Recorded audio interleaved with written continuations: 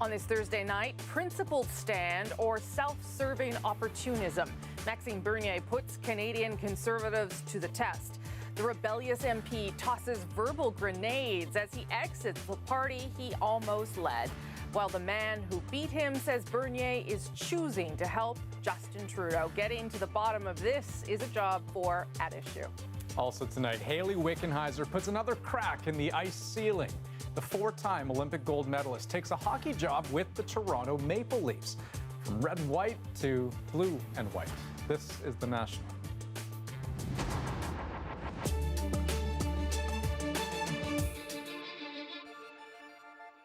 Well, calling it a shakeup could be the political understatement of the year. Maxime Bernier and Andrew Scheer are now two-time rivals after Bernier's abrupt and dramatic departure from the Conservatives. And they're not being shy about the bad blood. The Conservative Party has abandoned Conservative. It does not represent them anymore. Maxime has repeatedly demonstrated that he is more interested in advancing his personal profile than advancing conservative principles. It was a day that was supposed to be about party unity, but then Bernier announced, well, he's creating his own party. And as Catherine Cullen tells us, that could be the start of a rift on Canada's political right. I have come to realize over the past year that this party is too intellectually and morally corrupt to be reformed. It was just 15 months ago that Maxime Bernier almost became the leader of the Conservative Party of Canada. Now, if he has his way, he will essentially destroy it. I decided that I will be best serve Canadians if we create a new party. His announcement coming just as the Conservatives were set to kick off a major gathering in Halifax. And Bernier clearly has his former leadership rival in his crosshairs. Instead of leading as a principled Conservative and defending the interests of Canada and Canadians, Andrew Scheer is following the Trudeau Liberals.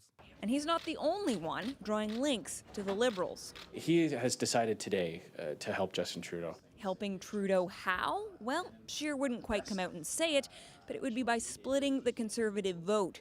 To stop those voters from leaving, Scheer is depicting Bernier as a selfish quitter. Maxime decided that he was going to go his own way and put his own personal ambitions first. So that's his choice. He'll have to live with that. Are you ready to support our leader and this party to make sure that we form government in the next year? Many Conservatives in Halifax are lining up to take shots at Bernier, though these are some of the party's most faithful. He's been busy pouting for the last 15 months. He's now finally picked up his ball and bat and didn't like the way the game turned out, and he's left. Conservatives need to be united to win, and I think they are united. I think one man's ego is not going to change that. The man responsible for uniting the Conservative movement last time was quick to weigh in today, too. Stephen Harper tweeted, "It is clear that Max never accepted the result of the leadership vote and seeks only to divide Conservatives. His decision today allows the Conservative Party of Canada to move forward united behind our leader, Andrew Scheer." But those cries of unity don't acknowledge just how close Bernier came to leading this party, earning support from nearly half the members. Now that he's left, the most pressing question in all of Canadian politics is, who will follow? Catherine Cullen joins us now from the Conservative Convention in Halifax. Okay, Catherine, how is all of this going over where you are?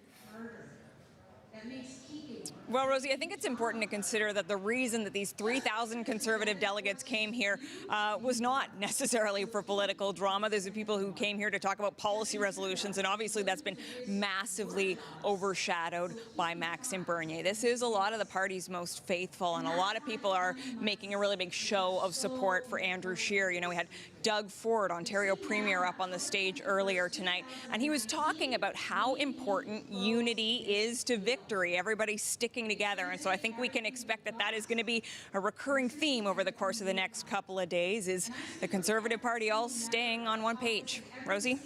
Catherine Cullen in Halifax tonight. Thank you. It's probably worth remembering the most recent details of that Scheer-Bernier tension, and as usual these days, social media played a big part. Bernier tweeted up a storm earlier this month, warning against extreme multiculturalism and the cult of diversity, saying it could destroy what has made us such a great country. His leadership under open attack, Scheer tried to distance the Conservative Party from Bernier's views. As I said, he's an individual member of Parliament. He doesn't speak for the party. I think Canadians know where we stand for. He doesn't speak for the party. He speaks for himself. It is my tweet, it is my position, and I believe in that. Mr. Bernier, when you say that our immigration policy forcibly changes the cultural character and social fabric of Canada, what do you mean? Can you give me an example of how that's happening? Yeah, so what I'm saying is that the Trudeau government, they're focusing on diversity. And I'm not against that. But the goal must be unity in diversity. We, people who came here, they came here to share the Canadian values, the rule of law, equality between men and women, respect, tolerance. And so that's why I receive a lot of support. So however you want to characterize that answer, lots of people will be asking another question tonight.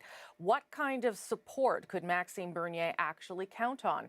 One measure might be how he fared in last year's leadership race. Andrew Scheer.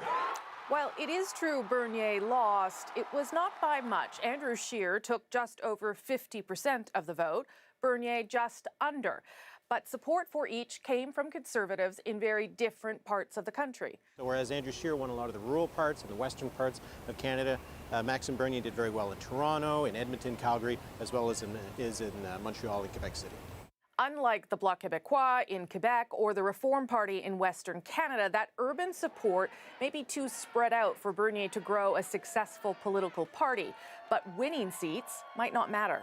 It could be significantly damaging for the Conservatives, even if Maxime Bernier takes just 1 or 2 points away from the Conservatives, because the Conservatives need to have their entire coalition behind them in order to defeat the Liberals, because the New Democrats aren't looking very strong. Then there's Bernier's ability to raise money, easily paying off his $250,000 of leadership debt and continuing to fundraise even after, money that might go to his new party instead of the one he just left.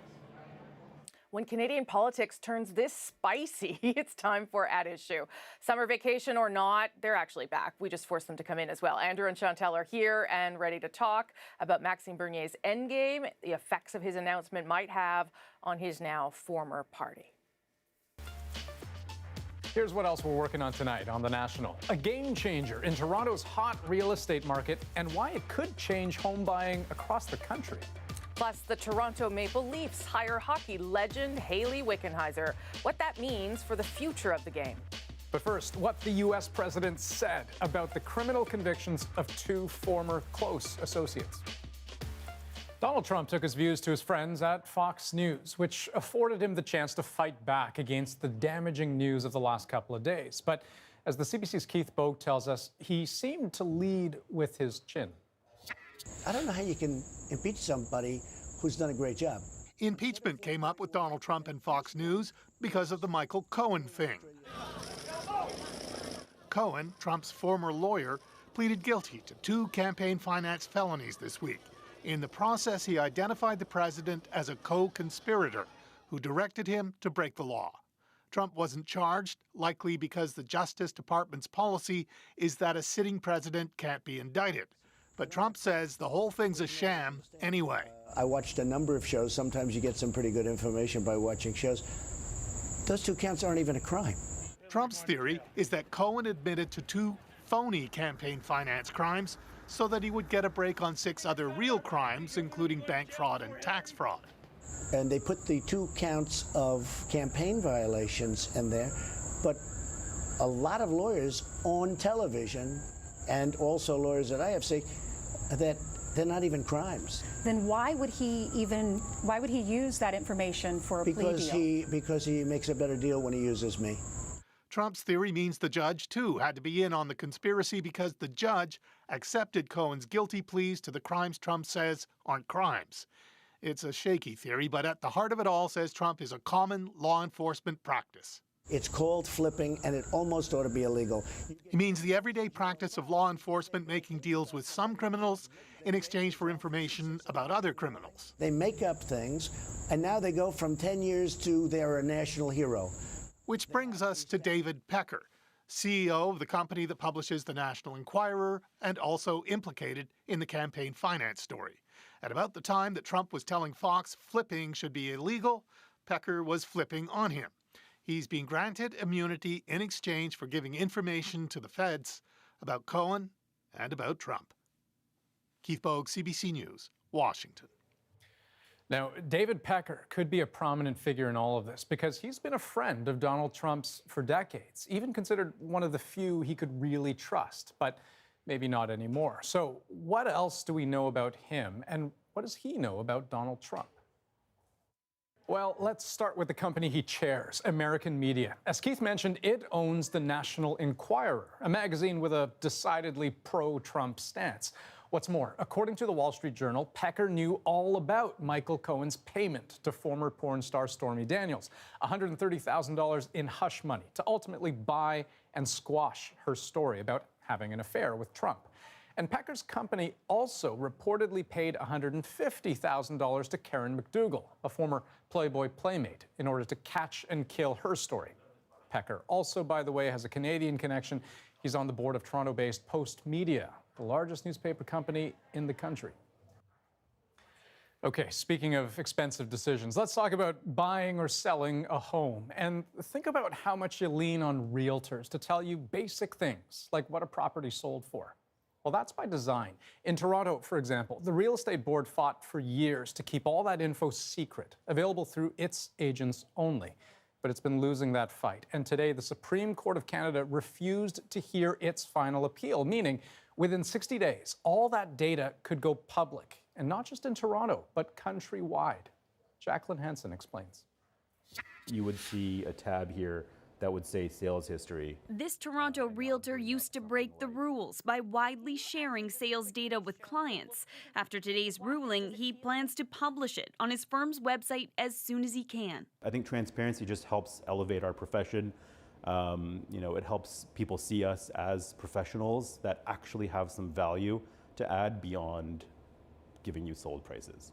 Up until now, if sellers wanted to price their property competitively, they had to rely on a realtor or word of mouth to find out how much other houses in their neighborhood previously sold for. The Toronto Real Estate Board wouldn't allow realtors to publish that information publicly. It argued that sharing the data would violate the privacy of buyers and sellers. I can't imagine the amount of money that the Toronto Real Estate Board has spent on this, and frankly, I don't understand why. I don't see it hurting the role of a realtor at all. In the U.S., sales information and more is already widely available. If we look south of the border, we've seen the tremendous application of technology, smartphone apps, websites, making use of all of this data. Canadian real estate company Zoocasa didn't waste any time. As soon as today's ruling was made, it began posting the price history of houses for sale. While the ruling affects only Toronto, the Competition Bureau expects other real estate boards across the country to comply on their own. If not, it may take further action. I can't say today what we'll do because there's always lots of moving parts in these matters, but we'll be paying attention, you can be sure of that. And this realtor will be changing the way he works. I won't be answering, hey, how much did that house sell for emails, so I can actually spend my time serving my clients in a much more effective way. Jacqueline Hansen, CBC News, Toronto. Now, in Nova Scotia, this sort of information has been publicly available for years, since 2014. At the time, the province's main goal was to give homeowners a better understanding of their property assessments. But realtors welcomed the move. Their association said property owners will better understand the real estate market, and that's great news. Since then, some companies have even thrived by packaging sales data for their customers.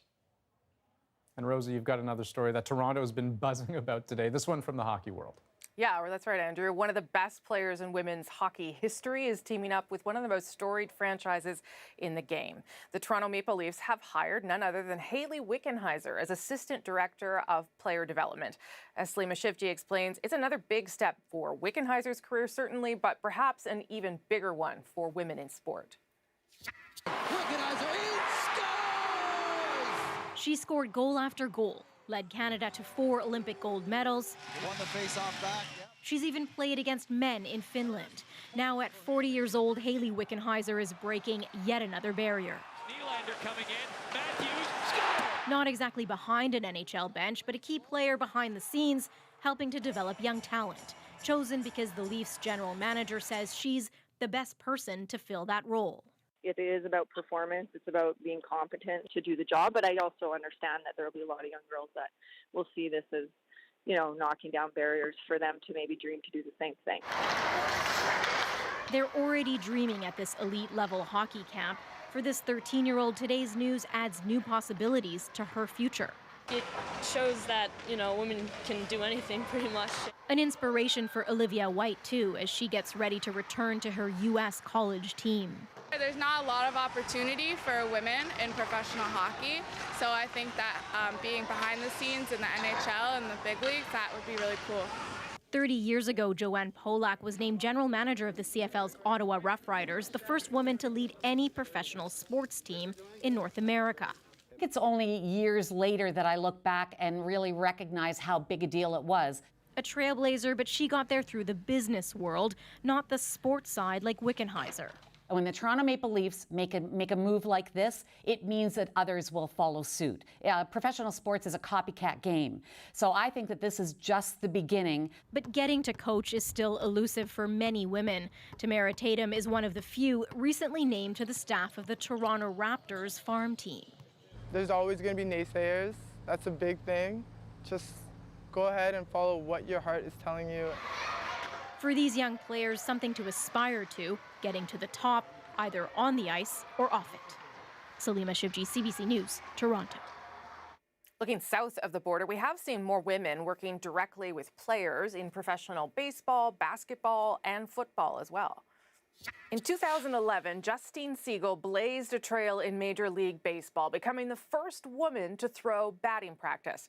Then again in 2015 as the first to be hired as a guest coach. Don't get too cute out here. Stay serious, stay focused. Then there's Becky Hammon. In 2014, the San Antonio Spurs hired her as the NBA's first full-time assistant coach. And Catherine Smith made NFL history in 2016 when the Buffalo Bills hired her as a first full-time assistant coach. But no matter their accomplishments, women in male-dominated sports still face a lot of hurdles. Just ask Smith, who was heckled before a game in Seattle. Waitress! Waitress! Can I have a Pepsi, please? Waitress! Until another football fan quickly shut him down. Okay, let's get you up to speed on some of the other stories we're tracking live tonight, starting with a house that exploded in Kitchener, Ontario. Police now believe the woman found dead was a victim of homicide. Oh my God, the whole house is gone. The whole house is gone. This was yesterday morning. The body of 58-year-old Edra Hahn was found in the backyard shortly after the blast. And according to police, evidence at the scene and autopsy results make them think someone killed her. Now, that could be deliberate or it could be accidental, but they believe someone else was involved. Hahn's husband was also found at the scene. He was hurt critically, but to be clear, police say he is not a suspect. They do hope, though, that he can help with the investigation. We are keeping an eye on a major hurricane churning towards Hawaii. You're looking live at Honolulu, where it's right around 3:20 p.m. School is canceled, beaches are closed, and the warning is out statewide. Hunker down because the storm could be devastating. This is Hawaii's Big Island after it was lashed with rain and just the start of what's expected to be a rough few days. It's not totally clear whether the hurricane will actually make a direct hit, but Canadians have been warned to stay away unless they absolutely need to be there. And today, WestJet canceled all flights to the islands for today and tomorrow. Man, between the volcano and that, it's a rough year for them. Still Hasn't been ahead. easy. Yes, still ahead on the National. Thousands of evacuees are crowding into Prince George tonight as wildfires continue to burn across BC. Today, the Prime Minister faced some questions and calls for help, so we'll take you there. Plus, election campaigns kick off in Quebec and New Brunswick. We'll set the table for you. And And if you're a wrestling fan, of course I am, you know the name Bret the Hitman Hart. Okay, I do know him. Tonight, after being honored in a special Indigenous ceremony, he's also got a new name. I think it's a great name. It might be too bold a name for me, but it tops Hitman anyway. The reveal ahead in our moment of the day.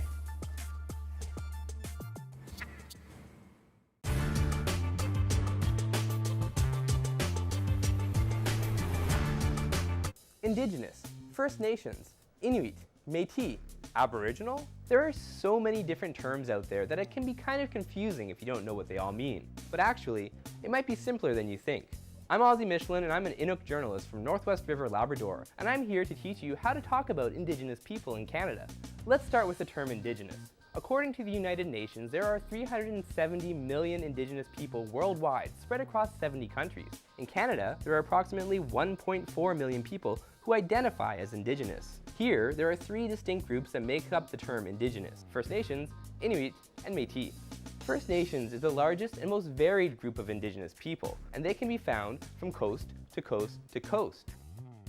Sometimes I hear people using the term Indigenous and First Nations as if they were interchangeable, but they're not. Using Indigenous when you're referring to a specific group is kind of like saying Asian when you're referring to the Vietnamese or South Koreans. It works sometimes, but if you use it all the time, it just sounds wrong. The rule of thumb is to be as specific as possible. If somebody's Cree, it's okay to refer to them as being Cree, and if you don't know, ask them how they self-identify.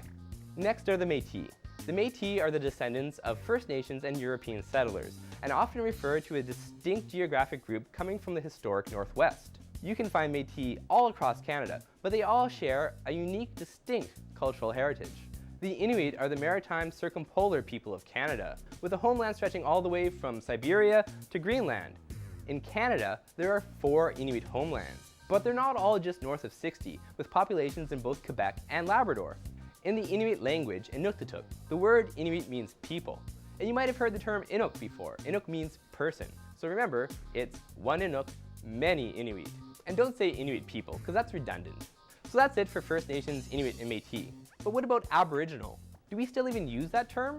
Well, generally, no.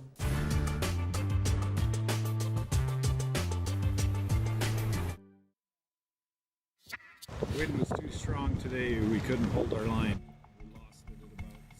A raging wall of flames near Burns Lake, British Columbia. The fire jumped a guard last night, moving towards several homes. One person with a hose tried to keep it away, but that fire was relentless. 3 homes burned. And more than 200 kilometers away in Prince George, the wildfire smoke is strong enough to taste, something the Prime Minister may have discovered when he met frontline workers there today. Karen Pauls takes us there. The Prime Minister's visit was quick, a 15-minute briefing on the fire situation around Prince George. I know you've been getting fire briefings daily. And then a stop outside in the smoky air to thank crews and volunteers for their hard work. Trudeau said he knows it's already been a long season. A second really difficult year for wildfires in BC. I'm glad to be here to meet with people, but wishing this wasn't happening. There are more than 560 fires burning out of control. Nearly 5,000 people are under evacuation order, more than 22,000 more on evacuation alert. Indigenous leaders say their communities are falling through the cracks. They fall under federal, not provincial jurisdiction, and they feel they're not getting the help they need. They ask Trudeau for help. So we can access resources for emergencies such as these in the future, because you know, this isn't the last time we're going to see these types of fires. Today, Trudeau wouldn't commit to more federal funding. We have to clear up those lines of flowing resources and ensuring that people get what they need, regardless of whether they're in an Indigenous community or a non-Indigenous community. Homes and livelihoods, something on the minds of elders forced from their communities. I'm worried about my home, especially for the harvesting in the winter. Doreen Austin was sorry to miss the Prime Minister. He's gone already? I wanted to see him, tell him go to that chair and go sit in the smoke. She's worried about how long those fires will burn, trapping her so far from her home. Just pray that we could go home soon. So far, there's no sign of when that might happen. Karen Pauls, CBC News, Prince George. Okay, and still ahead on the national, a busy day for political junkies, right, Rosie? 2 provincial elections kicked off today. We'll take you all through what to watch for. Oh, I thought you were about to talk about the other story. Today also calls for a special summer edition of At Issue. As of today, I'm no longer a member of the Conservative Party of Canada. Chantal and Andrew weigh in. You, of course, don't want to miss that. Next.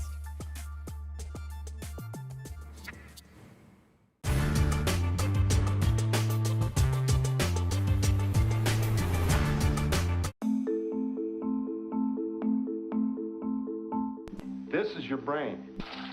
This is your brain on drugs. No, it's nothing like that. Fentanyl is a powerful synthetic opioid.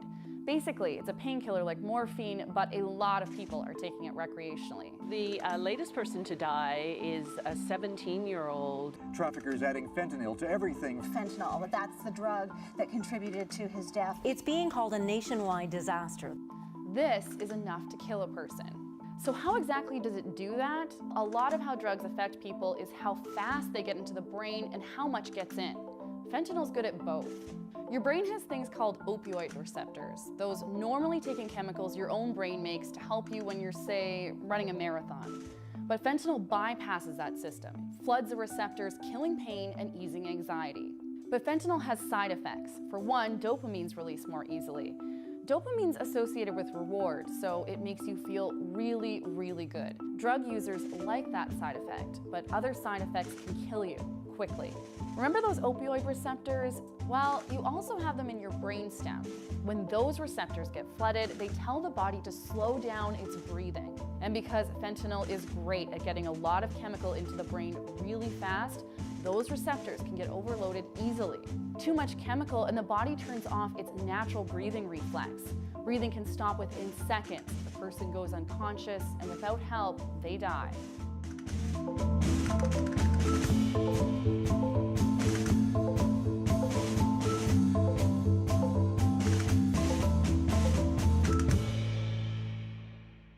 There's a new drug on Canadian streets so deadly it's being compared to a chemical weapon. It's called carfentanil, a highly toxic man-made opioid that's 4,000 times stronger than heroin and 100 times stronger than its chemical cousin, fentanyl.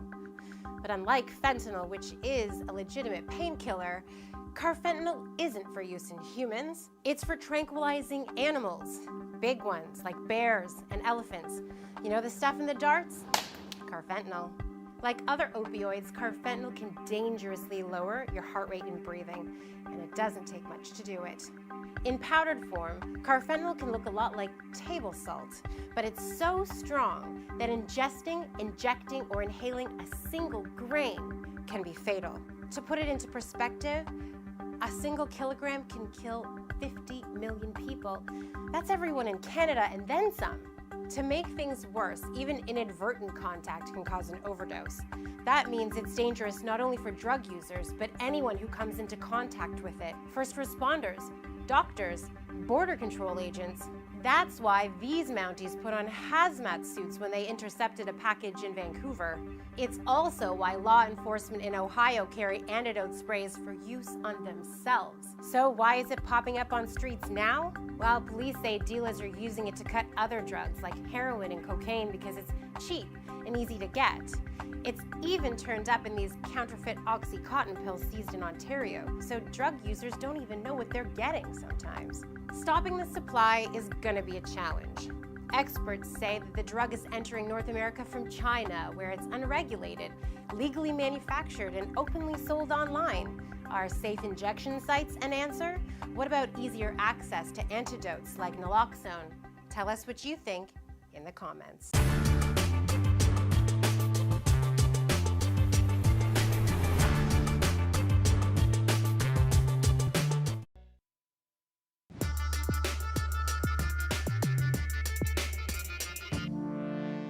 The Conservative Party has abandoned conservative.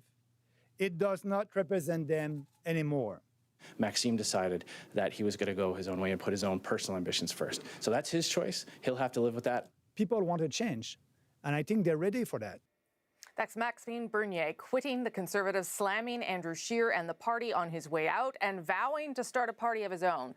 The move doesn't really come as a complete shock, but the ramifications are potentially pretty big. Let's dig into this with a special August summer edition of At Issue. Andrew Coyne is in Toronto tonight, Chantal Hébert in Montreal. Chantal, let's start with you. Is it a Conservative crisis, or is that too much? I'm not sure that it's a Conservative crisis yet. I know ancient history tends to replay itself in people's heads when they see a press conference like today, Lucien Bouchard breaking away from Brian Mulroney's stories, Preston Manning. I don't think we're quite there yet. It's not great for Andrew Scheer's image and leadership, that is certain. It will put stresses on a party, but there is a big gap between having a news conference to say you're going out on your own, and it seems at this point that Maxime Bernier is a bit lonely in this position, and actually creating a party from the ground up. Well, so Andrew, how possible or plausible is it then? Well, there's so many questions still to be answered. I mean, one of them, of course, is why now? Most of the criticisms he made of the party today, most of which were well taken, you could have made at any time over the last 14 years. Since its founding. So what precipitated this is unclear, other than increasing disaffection between Bernier and Scheer. And secondly, is there anything more to this than Bernier? And that remains to be seen as well. And the connection between the two, and Chantal mentioned some other new parties and breakups, there's usually some very large issues, some animating passion, whether it's Western alienation or Quebec separation or go back to the 30s and the foundation of the CCF. Here it's, yes, there are a lot of Conservatives who wish the party were more principled and more robust in its defense of conservatism, but they're also loyal Conservatives. Supply management isn't going to galvanize people in the street, I guess is what we're saying. So, Chantal, you alluded to it. What about Scheer's leadership here? Because it does seem to have been a slow burn to try and chip away at it. Is it weakened? Has he played it right? What would you say? I'm not sure whether he's played it right. He is who he is. He still has to fight an election. He doesn't have the moral authority on the party that Stephen Harper would have had for bringing the party back together or for having won an election. That being said, most Conservatives will say that they are encouraged by the poll numbers that the win in Chicoutimi-Le-Fjord, which actually weakens Maxime Bernier's case, because if Maxime Bernier were so important, how come his firing from the shadow cabinet didn't cost anything in Quebec?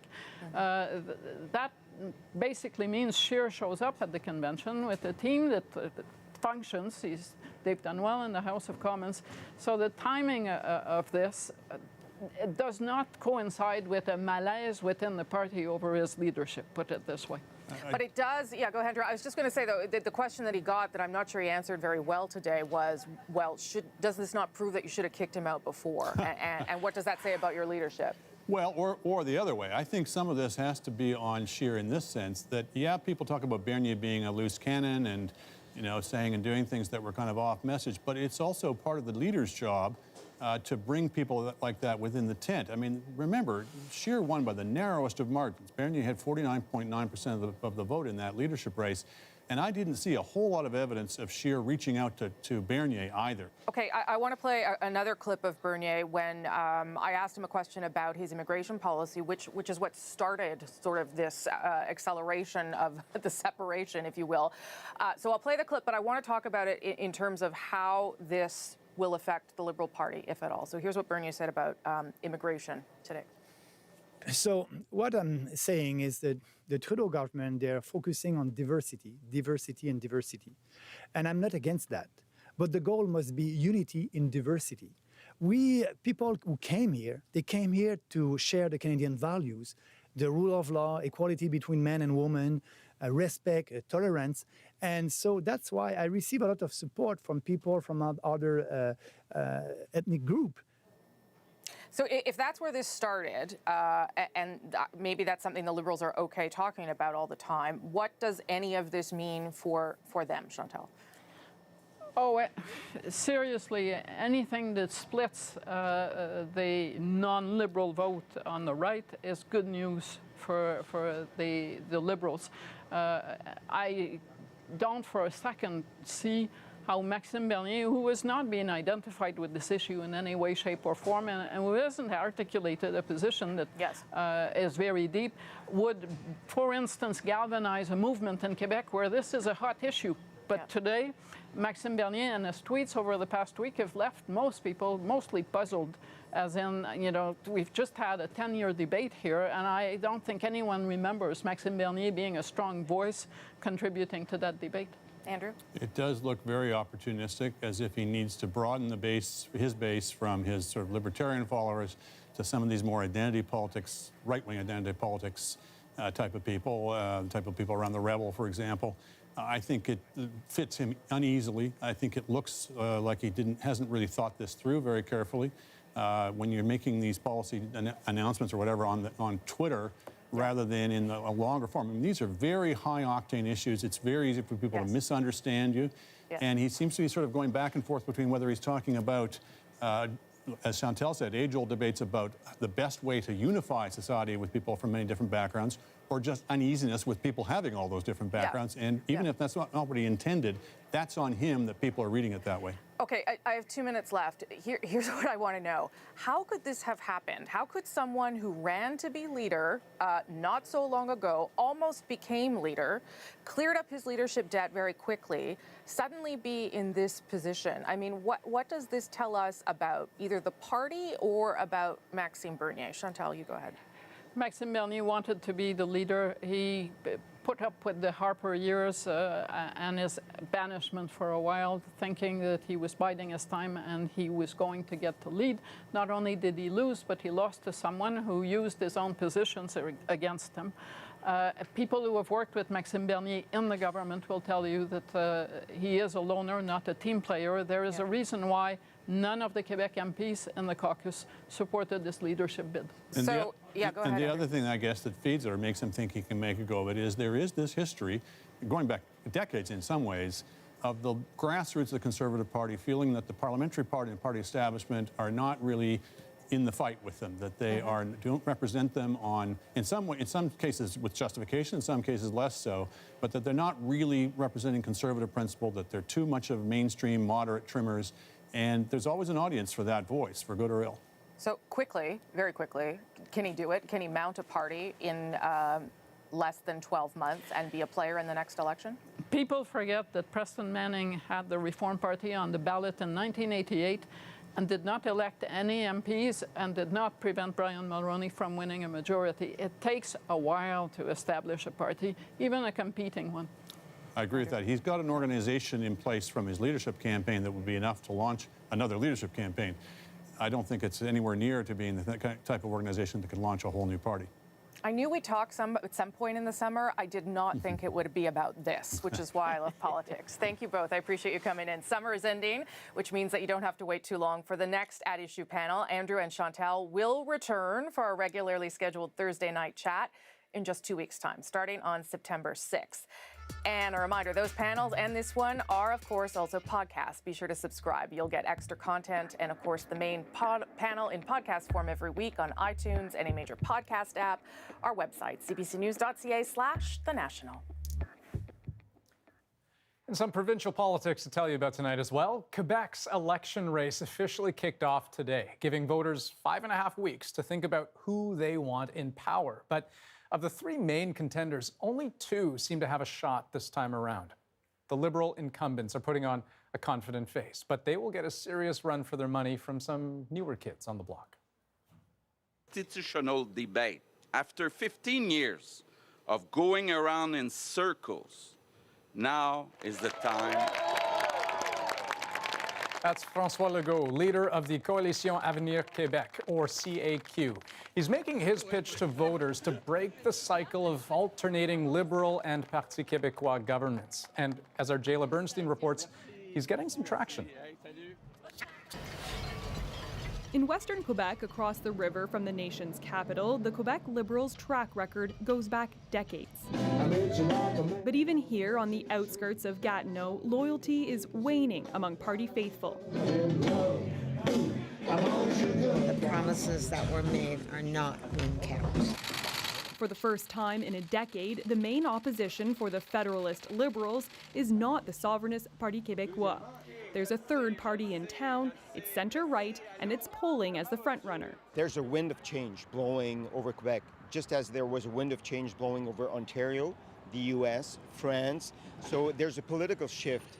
For staunch federalists, Quebec Liberals are no longer the only choice. François Legault vows a government formed under his Coalition Avenir Québec, or CAQ, will never hold a referendum on sovereignty. They're dancing around the issue. They're saying we should change our point of view on politics. It shouldn't be federalists against sovereigntists. Still, some can't ignore the CAQ leader's separatist roots. I don't like the idea that he was a separatist before, and went away. Forget him, as far as I'm concerned. Though polls suggest Pontiac is firmly in the grasp of Liberals, some at the local Legion find themselves wavering. Should I say it? No. Yeah. The immigrants, that really bothers me.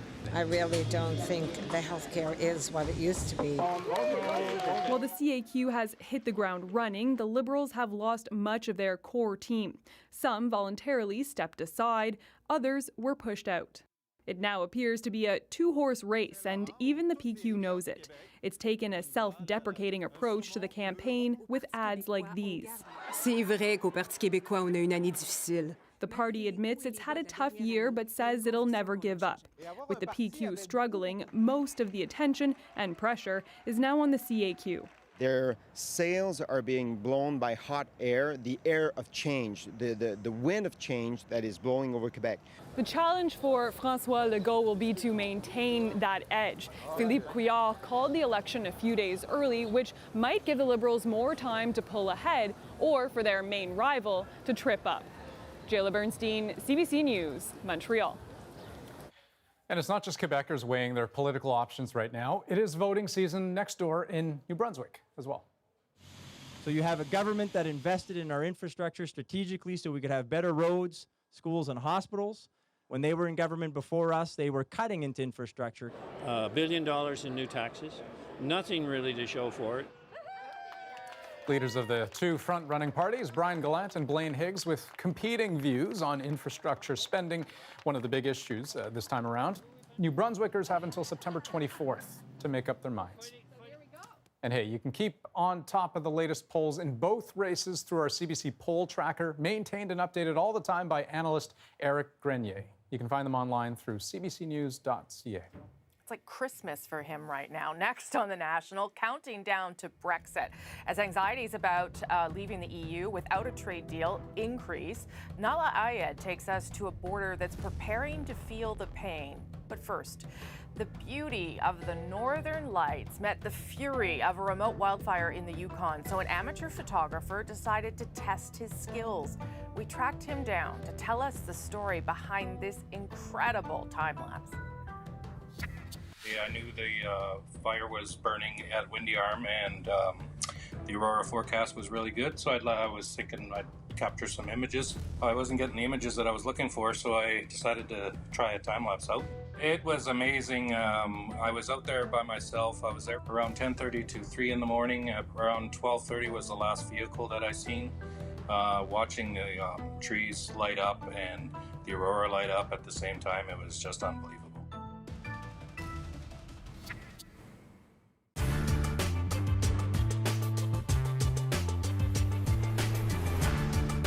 Now, the song that you are going to sing, as I recall, is there's a short story behind that. I went to my 14th high school reunion this past summer in Elliott Lake, Ontario, Elliott Lake High School. And this is the 14th reunion they've had?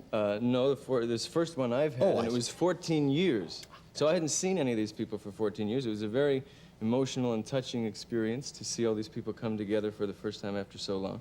And I did a bit of a show at the high school, and in observing all of my friends and watching them mingling and dancing, I got all choked up and I went to the washroom and wrote a song there.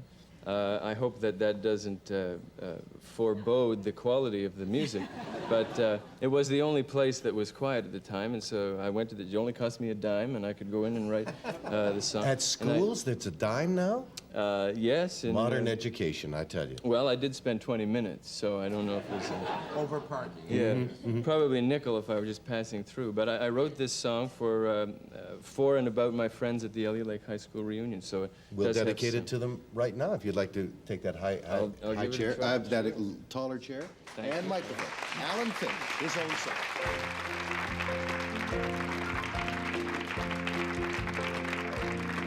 Going home, I gotta see some friends of mine. Going home, gonna have myself a time.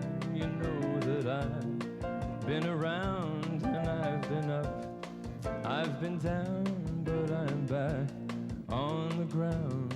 Going home, those good old boys driving all them fancy cars, sitting in the back seat, drinking beer,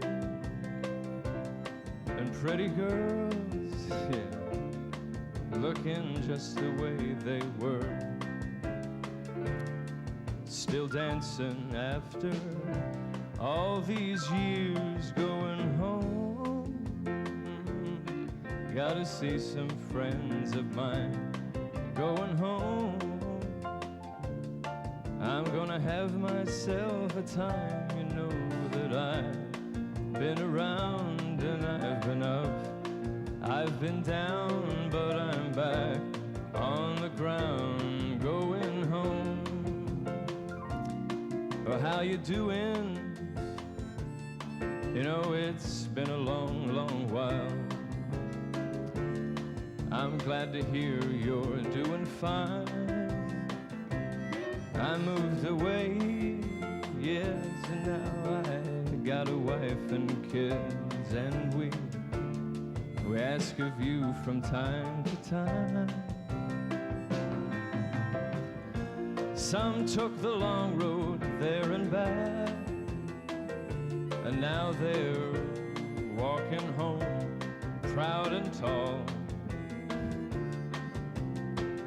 But some took the wrong road along the way, and they're never coming back at all.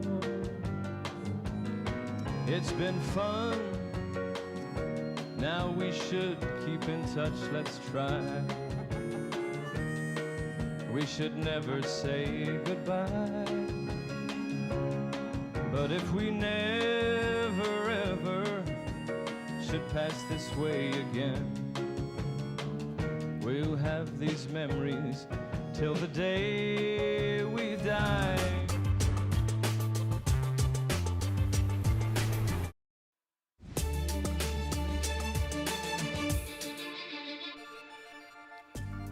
Tonight on The National, an investigation is underway north of Toronto after a possible armed abduction was caught on camera. Police released disturbing video today showing a woman ringing a doorbell before being approached and then dragged away. I think I'm gonna die.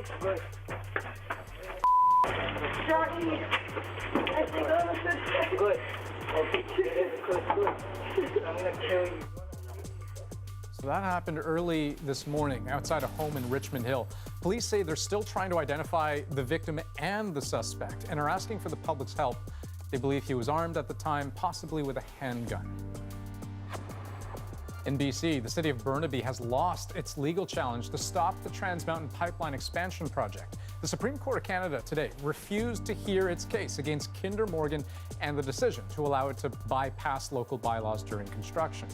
The Alberta government, which supports the project, was quite happy with the decision, while Burnaby's mayor says his city will continue to fight. And we are keeping tabs on a major political crisis unfolding in Australia. In the next couple of hours, Malcolm Turnbull could be forced out as Prime Minister as party MPs clamor for a vote on his leadership. But if Turnbull is forced out and leaves Parliament, it could be trouble. His ruling party has a slim single-seat majority. 7 months may sound like a long time, but not when you're trying to negotiate the UK's exit from the EU. There is still no deal in sight. So today, a contingency plan, 25 documents to guide people in case in case there's a chaotic Brexit. As Nala Aya tells us, if there is chaos, the port city of Dover could be in the thick of it. For this island nation, the port of Dover is as good as a highway to Europe. 10,000 trucks breezing through every day. A good example of what they like to call here a frictionless border. And that could all change with a messy Brexit. The authorities say it takes about 2 minutes to process every one of these trucks. If you even double that, they expect it will be gridlock here with a lineup of more than 100 kilometers of trucks waiting to cross. The impact would be felt much, much further. What we're talking about here is shortage of medicines, potentially, shortages in the supermarkets, empty supermarket shelves, so people will feel it very quickly if there is a hard Brexit. Recently, concerns about a hard Brexit or the UK leaving the EU without a deal have ripened into anxiety about disruption to supplies, to banking, even to security. It's why, even as it says a deal is 80% done, the government's come up with a survival plan, preparation and reassurance in one. But let me be clear about this. It is not what we want, and it's not what we expect. But we must be ready. That officially now means stockpiling medicine, bracing for higher cost of doing business and new customs checks. So that's friction at those free-flowing borders. And the supermarket shelves? Let me assure you that, contrary to one of the wilder claims, you will still be able to enjoy a BLT after Brexit. Which is supposed to be the hardly soothing, say critics. The government is just publishing these vague papers. And they're not even publishing all of them. Presumably, the other 50 or so papers are still being written. That really isn't going to reassure anybody. And these young protesters say stockpiling can't be the answer.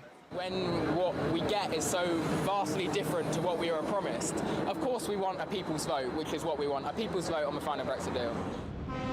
It is an idea gaining momentum here, but it's not currently on the table. Nala Ayed, CBC News at the port of Dover, England. So that's a whole lot of uncertainty, but one thing is for sure. The date, March 29th, 2019, at 11 p.m. to be precise, come what may, the UK will leave the EU, deal or no deal. Next on The National, ex-pro wrestler Bret the Hitman Hart had a pretty striking nickname. Today, he says he got a better one. So today, I am going to give you the name. Eyakitapin, Courageous Chief. That special moment is our moment. Next. But first, a reminder that The National today takes you inside our journalism every afternoon. It goes deeper on the top stories, and it highlights some of the stories that you might have missed. Today, the Rohingya crisis 1 year later. By some estimates, 40,000 Rohingya were killed in Myanmar last year. Today, no one is facing charges. Tens of thousands of refugees are still stuck in camps, and the international community is coming up short on support funds. There's more in our newsletter. Subscribe at cbcnews.ca/thenational.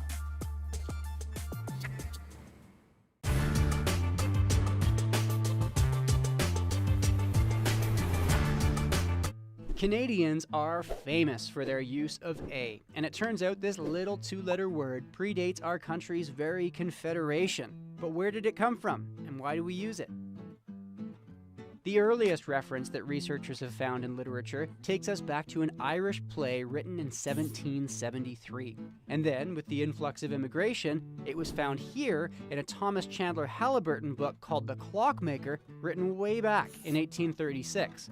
That book has A sprinkled throughout the dialogue, indicating we've been using it for as long as Canadian English has been around. Skip forward to the 1970s, and Time magazine published an article all about A as a true Canadianism. But it was in the 80s that A became satire when CBC TV introduced us to a pair of beer-swilling brothers on SCTV.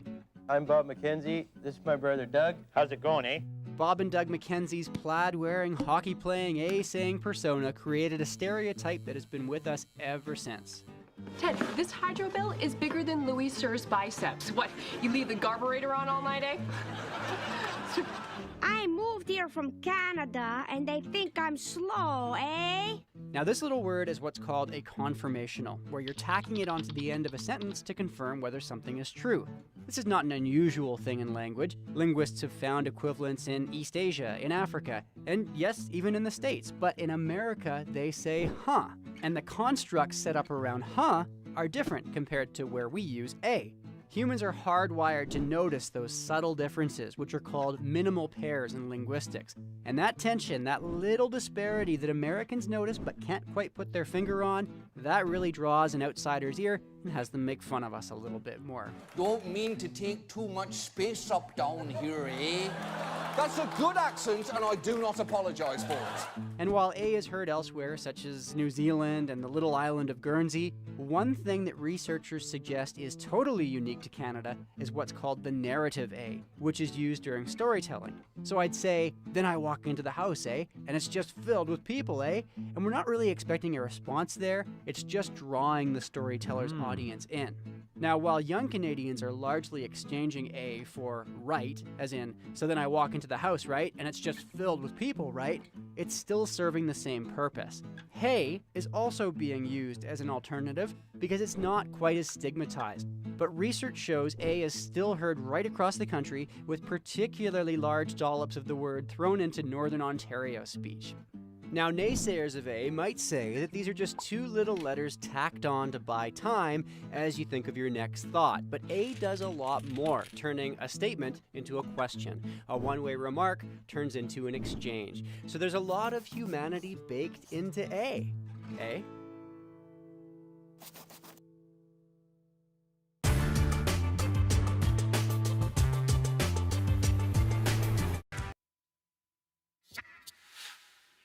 Bret the Hitman Hart made a big name for himself during decades in the pro wrestling ring.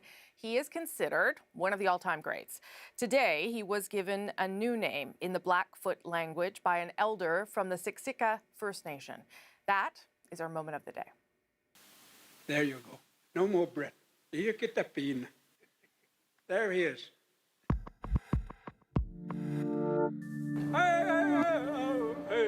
This moment was decades in the making. From Calgary, Alberta, weighing 230 pounds, Bret Hart. It even reaches back years before Hart joined the WWE in 1984 to when his father, Stu Hart, pioneered the wrestling business in Western Canada and forged relationships with Indigenous communities. You know, my dad had a lot of empathy for the Native people, the struggles they had. I think he grew up, he was a Saskatchewan boy all his life, and I think if you live on the prairies, you understand a lot of the hardships that the First Nation people have endured through all these years. So today, I am going to give you the name. Eyakitapin, courageous chief. That is the name you will carry. For a man who's better known for his outsized wrestling persona, it was a humbling moment. I think it's a great name. It might be too bold a name for me, but it tops Hitman anyway. So Rosie, I don't know about you, but I still remember when I was a kid, I was a big wrestling fan. It was the WWF back in the day, and I remember my friends and I doing sharpshooters on each other, a startlingly painful and effective move. I wish I knew what that meant. Something with your elbow or something? You don't know, it was with the legs. You don't want to know. But what I didn't know was about the deep connections that Bret Hart's late dad forged with Indigenous communities, as you say, right across Western Canada, Alberta, Saskatchewan, BC. It was a big thing. Yeah, I think it was also part of Stampede. They would tour around and stuff. And I should say that the elder who gave Hart the name, which I'm glad I didn't have to say because I'm not that talented, said they wanted a name that was as powerful as an old warrior named Iron Chief. So that's why they chose, Iron Shield. So that's why they chose Courageous Chief. It's a big honor when those things happen. And for the record, I also watched wrestling briefly. No kidding. Early in the morning. I do remember Bret the Hitman Hart. I did not do any of what you did. Moves. Well, I never would have figured you as a wrestling fan, so that's it's news to me. Fun you might fact. be overstating that, but yes. That's the National for this Thursday, August 23rd. Have a good night. Good night.